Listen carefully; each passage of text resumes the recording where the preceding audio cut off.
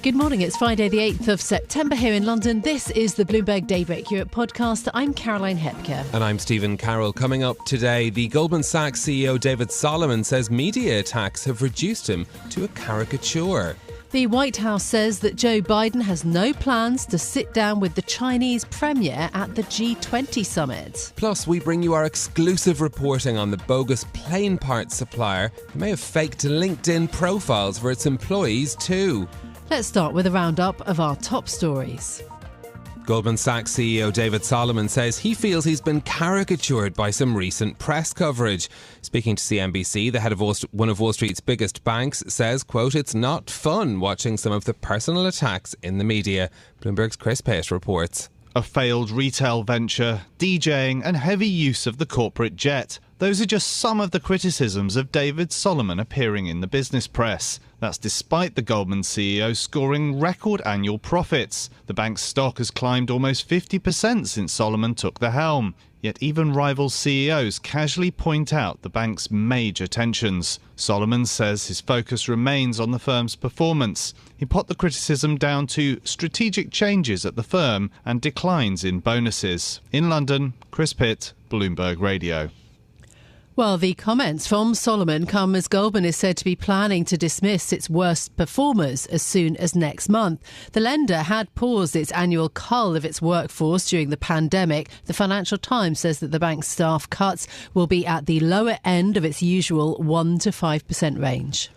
Apple is looking to stave off a crisis in China just days before the launch of its next iPhone. The product unveiling now risks being overshadowed by a growing government ban in Apple's largest market outside of the US. The news sent Apple's shares sliding, erasing $190 billion from the firm's market value in just 2 days. MapSignal's chief investment strategist Alec Young says a key concern is the resurgence in Chinese nationalism by consumers. There's no question that part of the negative inferences that are swirling around right now is this idea that Apple gets caught up in a nationalist rivalry between the U.S. And China. If iPhones, for example, were to become stigmatized throughout Chinese society over the next few months to the point that it depressed demand, those types of narratives inevitably are popping into investors' minds right now. Alex Young's comments are reflected in the markets. Traders have been selling everything from chip stocks and mega cap technology to US-listed Chinese firms.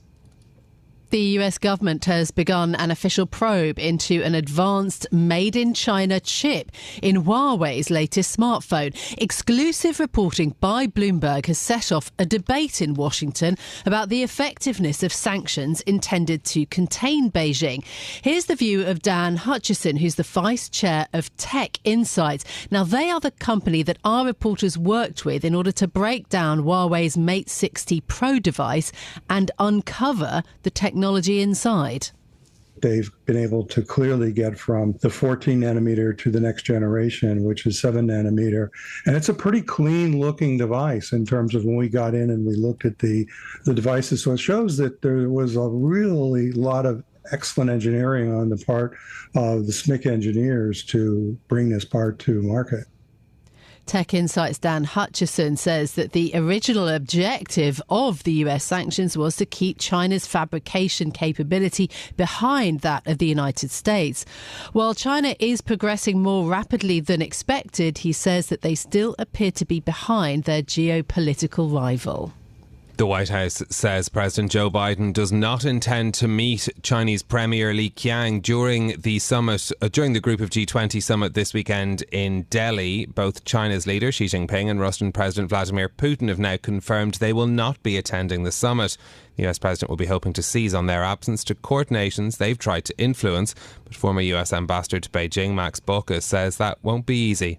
The bigger danger, frankly, is that there'll be various blocs that'll develop. President Biden, Western countries one, China with some of the South countries another, President Modi himself. Then don't forget Saudi Arabia is there, the Mideast countries. The South countries' power is rising. The big danger is that there's not going to be much of an agreement because each of the power blocs is going to be looking more to increase its position in the world. Bogus added that China's most recent economic struggles have dented Xi's global standing. Now, UK job recruiters say that demand for staff fell at the fastest pace in more than 3 years. Bloomberg's Ewan Potts reports now. The UK's buoyant jobs market is showing more signs of cooling. The Recruitment and Employment Confederation's measure of permanent staff placements dropped to 39 in August, a reading well under the threshold of 50 that indicates a decline. Demand dropped at the fastest pace in 3 years, with demand for temporary staff also shrinking for the first time since COVID. While unwelcome news for job seekers, the data does point to lower inflationary pressures from the labour market, something the Bank of England will be watching closely. In London, I'm Ewan Potts, Bloomberg Radio. Health officials are warning that a new highly mutated variant of coronavirus is circulating across Europe. Doctors fear the new Parola COVID strain is triggering a surge in cases across a number of countries. It's still unclear if emerging variants are associated with more severe disease or a reduction of vaccine effectiveness. Those are your top stories. These are the markets right now. The MSCI Asia Pacific Index is down by 0.6%. Eurostoxx 50 futures are higher 0.1% this morning. And looking at benchmark yields, 10-year US Treasury yields trading down 2 basis points at 4.22%. Well, after our conversation yesterday, Caroline, with the Lloyd's of London CEO, another story about insurance caught my eye this morning. And it's actually to do with how much the skyrocketing cost of home insurance in the US is dictating where people can live. So at one end of the scale, you have the likes of exclusive enclaves in Miami, Star Island, premium running to as high as $620,000 a year. But rates in Florida have actually tripled in the past 3 years. And insurers are pulling back from the state. This is to do with the risks, increased risk linked to climate change, more hurricanes, more flooding, meaning it's more expensive. And a lot of people are actually having to move out of neighbourhoods because they can't afford the insurance on their homes there. And I do think that this is something new. This is something that the insurance industry only just now, and the world has really begun to grapple with.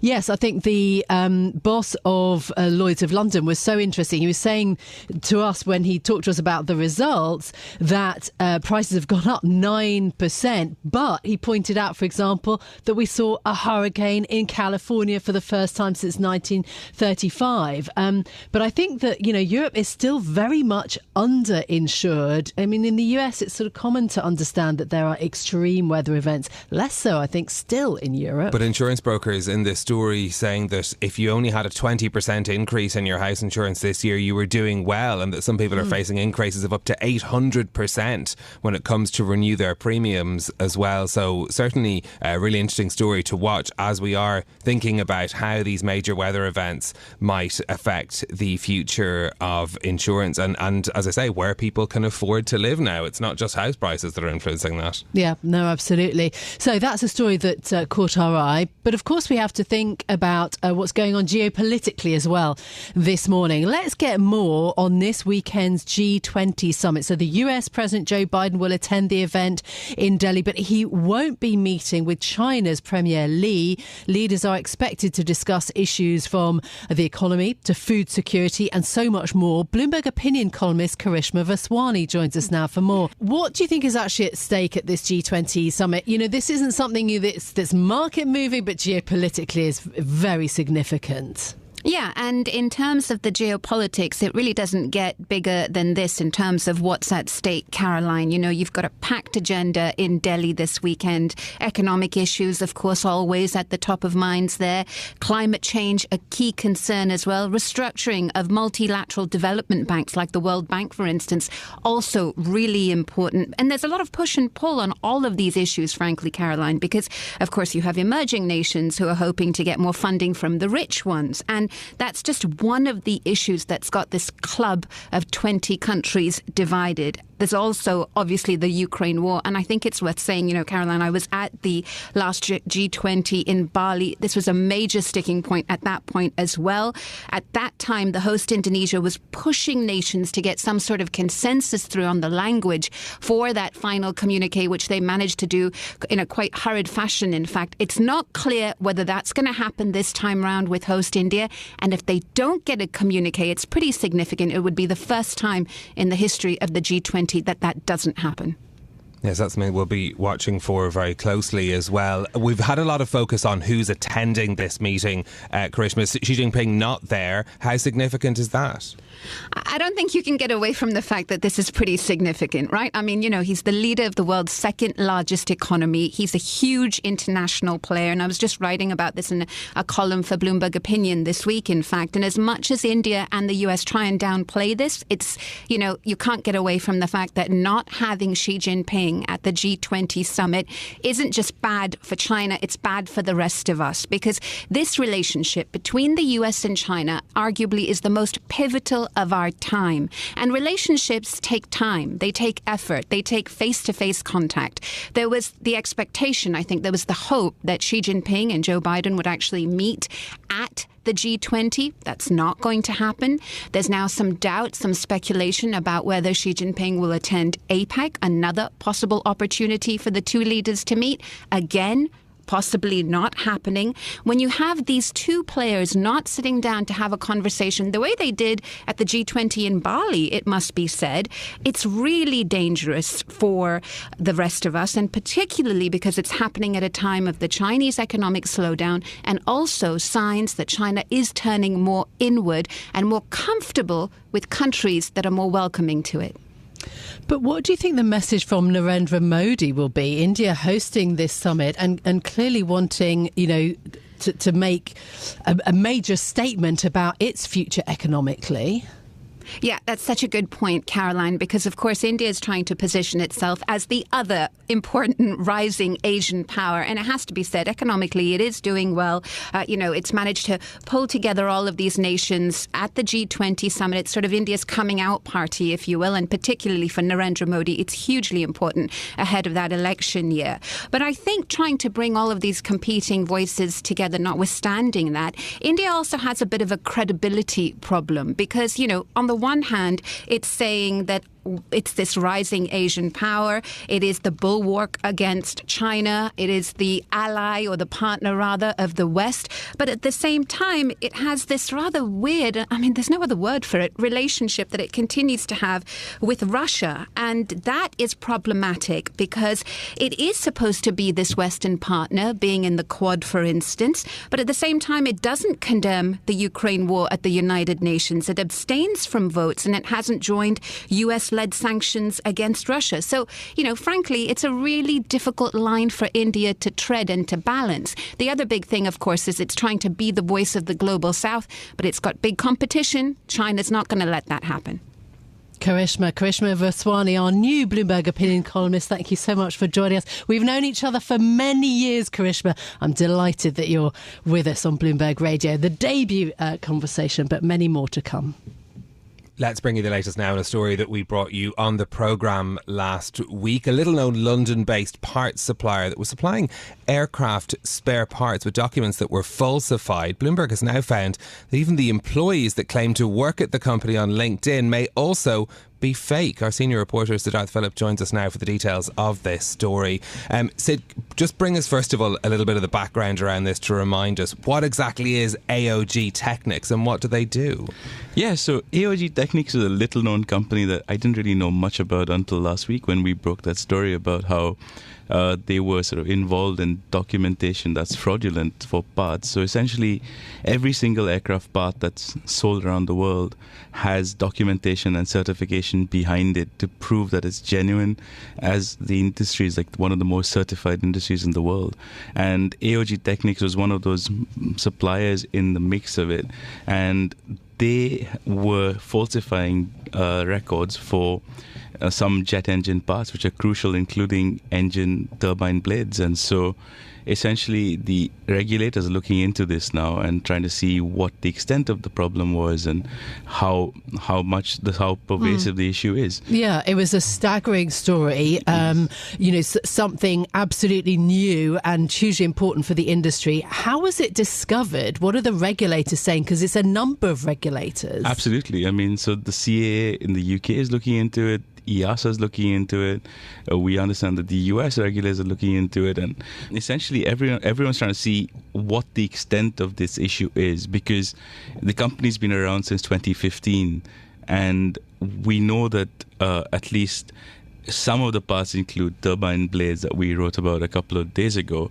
And essentially for the aviation industry, where trust and certification is everything, this is a massive issue, and everyone's sort of trying to stamp it out. Talk to us about the latest strand of this story that you're reporting on today, which is to do with the people who purported to be employees of this company. Yeah, absolutely. This was actually a fascinating look into sort of the profiles of the people who work there. And so if you go onto LinkedIn, the purported chief commercial officer of the company is someone called Ray Kwong. And Ray Kwong's picture is a stock photograph.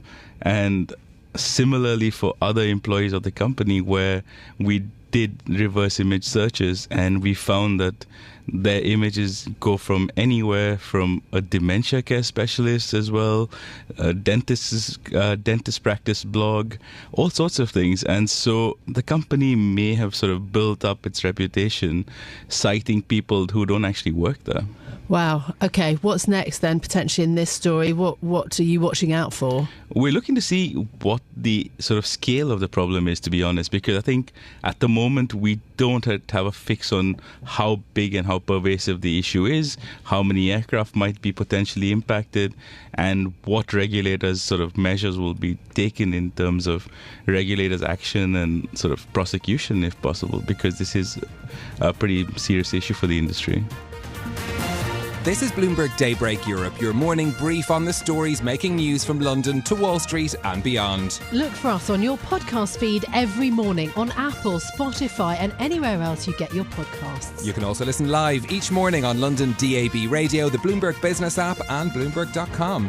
Our flagship New York station is also available on your Amazon Alexa devices. Just say, Alexa, play Bloomberg 1130. I'm Caroline Hepker. And I'm Stephen Carroll. Join us again tomorrow morning for all the news you need to start your day, right here on Bloomberg Daybreak Europe.